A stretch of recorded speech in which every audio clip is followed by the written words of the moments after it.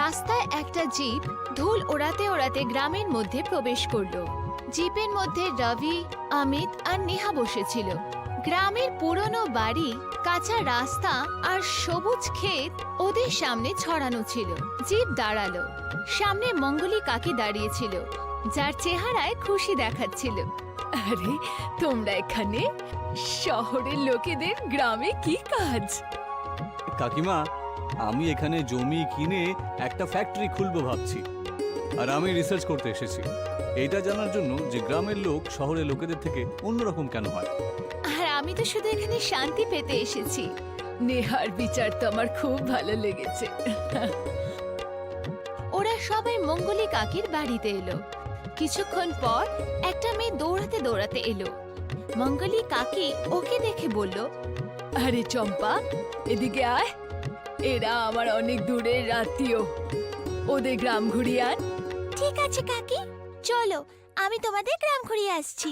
চম্পা, রবি, অমিত আর নেহাকে গ্রামে ঘোরাতে নিয়ে গেল। চারজন কাঁচা রাস্তা দিয়ে চলছিল। চারপাশে সবুজ গাছপালা, গরু, মোষ আর মাটির ঘর ছিল। তখনই নেহা চলতে চলতে হঠাৎ দাঁড়িয়ে গেল আর দূরে ময়দানের দিকে ইশারা করলো। ওই দেখো, ওই জায়গাটা একটু অদ্ভুত লাগছে না? চম্পা তাড়াতাড়ি গিয়ে নেহার হাত ধরে পেছনে টানলো। ওখানে যেও না, ওটা অন্ধদের ধাবা। কি? ধাবার ব্যাপারে তো শুনেছিলাম, কিন্তু অন্ধদের ধাবা এটা আবার কি? আর আমরা তো ওখানে কোনো ধাবা দেখতেও পাইনি। এই গ্রামে এই ব্যাপারে কেউ কথা বলে না, আমাদের এখান থেকে যাওয়া উচিত। রবি, অমিত আর নেহা অদ্ভুত চিন্তায় পড়ে গেল, কিন্তু চম্পা ওদেরকে টেনে সেখান থেকে নিয়ে গেল। রাতের সময় হয়ে গেছিল। চারজনে বসে খাবার খেতে বসেছিল। রবি, অমিত আর নেহা খাবার দেখছিল, কিন্তু ওদের মনই হচ্ছিল না। কি হয়েছে, খিদে পায়নি? না কাকিমা, খিদেই পাইনি আমার। আরে আমি জানি তোমরা শহরের লোক বাইরের খাবার বেশি খাও, তাই না? এই জন্য তাড়াতাড়ি অসুস্থ হয়ে যাও। রবি, অমিত আর নেহা হালকা হাসলো, কিন্তু খাবার খেলো না। কিছুক্ষণ পর ওরা ঘোরার জন্য বাইরে বেরিয়ে গেল। কাঁচা রাস্তা দিয়ে চলতে চলতে হঠাৎ করে ওদের গাড়ি খারাপ হয়ে গেল। চারপাশে ঘন অন্ধকার ছিল। তখনই ওরা দূরে একটা হালকা চমকানো আলোয় ধাবা দেখতে পেল। তিনজনে ওই ধাবার দিকে এগিয়ে গেল। তখনই নেহা কিছু ভেবে বলল, দাঁড়াও, এটা সেই জায়গা।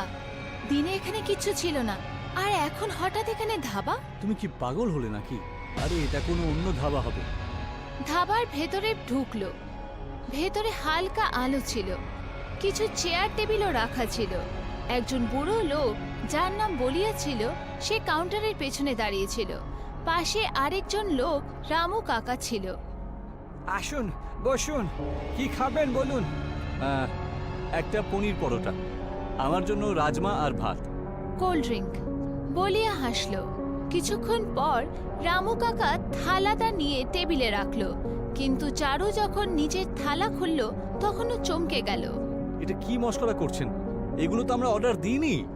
রবির থালাতে খিচুড়ি, অমিতের শুকনো রুটি আর ডাল, নেহা গরম দুধ পেয়েছিল।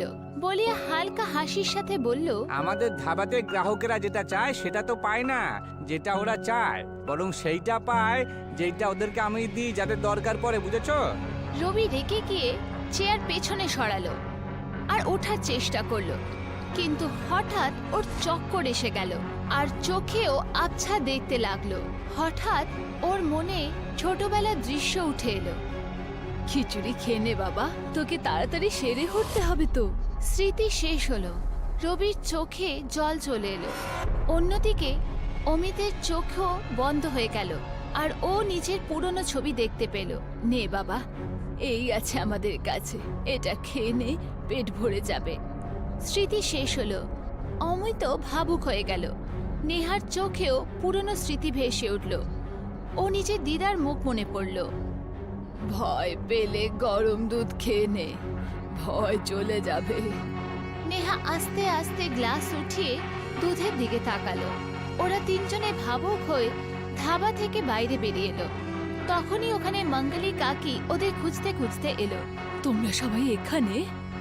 মঙ্গলির চেহারায় একটা অদ্ভুত ভাব ছিল, যেন উনি সবকিছু আগে থেকেই জানতেন। উনি আস্তে স্বরে বললেন, এবার তো বুঝেছো কেন এটাকে অন্ধদের ধাবা বলে? কিন্তু এই ধাবায় কেউ অন্ধ তো নয়। মঙ্গলি কাকি হাসতে লাগলো। ওনার হাসির মধ্যে গভীর রহস্য ছিল। উনি চারপাশে দেখলেন আর বললেন, অন্ধ তারা যারা নিজের জীবনের সত্যিটাকে দেখতে পায় না। এই ধাবা ওরাই দেখতে পায় যারা নিজেদের অতীত থেকে পালায়। তখনই হঠাৎ হালকা হাওয়া দিল, ধাবার আলো চমকাতে লাগলো। ওরা ঘুরে দেখলো তো ধাবা গায়েব হয়ে গেছিল। চুলহার টেবিল, বালিয়া আর রামু কাকা সব গায়েব হয়ে গেছিল। এটা এটা কি করে হতে পারে? একটু আগে তো ধাবাতে বসেছিলাম, তাহলে ধাবাটা কোথায় গেল? আমরা আবার কোনো স্বপ্ন দেখিনি তো। কিন্তু আমরা খাবার খেয়েছিলাম, ওই খিচুড়ি, রুটি, দুধ সবকিছু অনুভব করেছি। এর মানে হলো যে এই সব কিছুই সত্য আসলে। নেহা আবার মঙ্গলি কাকির দিকে দেখল, যিনি গভীর নজরে ওদের দেখছিল। কাকি, আমাদের সত্যি সত্যি বলুন, ধাবা আসলে কি ছিল? মঙ্গলি কাকি গভীর নিঃশ্বাস নিল। ওনার চেহারায় রহস্যময় উদাসীনতা দেখা দিল। উনি আস্তে আস্তে বলা শুরু করলেন, 50 বছর আগে এখানে একটা আসল ধাবা ছিল। তার মালিক ছিল রঘুনাথ, একজন সত্যিকারের মানুষ। উনি কাউকে ক্ষুধার্ত যেতে দিতেন না, কিন্তু ওনার এক অদ্ভুত স্বভাব ছিল। উনি মানুষদের সেটাই খাওয়াতেন যেটা আসলে ওদের দরকার ছিল, নাকি সেটা যেটা ওরা চাইতো। রঘুনাথের ধাবা একটা ছোট গ্রামে অবস্থিত ছিল। আশেপাশে অনেক কৃষক আর মজদুরেরা খাবার খাচ্ছিল। রঘুনাথ সবাইকে ভালোবেসে খাবার পরিবেশন করছিল। তখনই গোলার ডাকুর আওয়াজ এলো, আর ওই জমিদার নিজের চকমকে জামা কাপড় আর গোফের সাথে ভেতরে এলো। এই যে ও ধাবাওয়ালা, আমাদের খুব খিদে পেয়েছে, আমাদের জন্য দুর্দান্ত খাবার রান্না করো তো। এমন কিছু বানাও যেটা আমাদের মুখের স্বাদ পাল্টে দেবে। আর হ্যাঁ, মিষ্টি যেন অবশ্যই থাকে। রঘুনাথ মাথা নিচু করে জি মালিক বলল। কিছুক্ষণ পর থালাতে সাদা খিচুড়ি, শুকনো রুটি আর গরম জল এনে রাখলো। জমিদার খাবার দিকে তাকিয়ে রেগে উঠল। আরে এটা তোমরা খেয়ে দিলে? আরে দুর্দান্ত খাবার চেয়েছিলাম আর তুই আমাদের এই ভিখারিদের খাবার দিয়ে দিলি। যত সব। মনে হচ্ছে তোর ধাবাতে সবাই কানাই কাজ করে, তাই না? আরে অন্য কিছু চাইলে পরে তোরা অন্য কিছু এনে দিস কি? আসলে মালিক, খিদে তো সবার একই রকমই হয়, তাই খাওয়াতে পার্থক্য কেন? মানুষের পেটে শুধু রুটি দরকার, নাকি দুর্দান্ত খাবার দাবার? ওই তুই এসব কি বলছিস রে?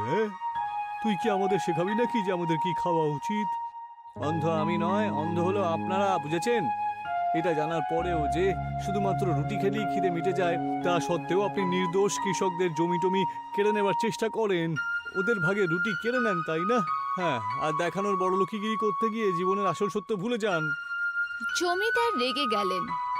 এই ধাবাতে আগুন লাগিয়ে দাও তো, ওকে উচিত শিক্ষা দেওয়ার সময় হয়ে গেছে। চাকর ধাবাতে আগুন লাগিয়ে দিল। রঘুনাথের চেহারায় কোনো ভয় ছিল না। উনি নিজের জ্বলন্ত ধাবা দেখতে লাগলেন, কিন্তু ওনার চোখে কোনো জল ছিল না। জমিদারের লোকেরা রঘুনাথকে ধরল আর খুব নিষ্ঠুরের সাথে মারল। ওর শ্বাস কমতে লাগলো, কিন্তু মরতে মরতে ওর আওয়াজ ভারী আর গভীর হয়ে গেল। যে কখনো খিদে আর খাবারের আসল উদ্দেশ্যটাই বুঝতে পারেনি, এই ধাবাতে সেই শুধুমাত্র খাবার পাবে যে নিজের সততা নিয়ে খাবার খাবে। তার মানে এই জন্য আমরা এই ধাবাতে সেই খাবারটাই পেলাম যেটা আমাদের জীবনের জন্য দরকার ছিল। তো এই ধাবা আমরা কোনোদিন দেখতে পাবো না? যারা সত্যিটা দেখে নিয়েছে তারা কোনোদিন অন্ধের ধাবা আর দেখতে পাবে না। পরের দিন ওরা শহরে ফেরত গেল, কিন্তু ওদের মনে সব সময়ের জন্য একটা প্রশ্ন থেকে গেল, আসলে ওরা যেটা দেখেছিল সেটা কি ছিল? হয়তো অন্ধ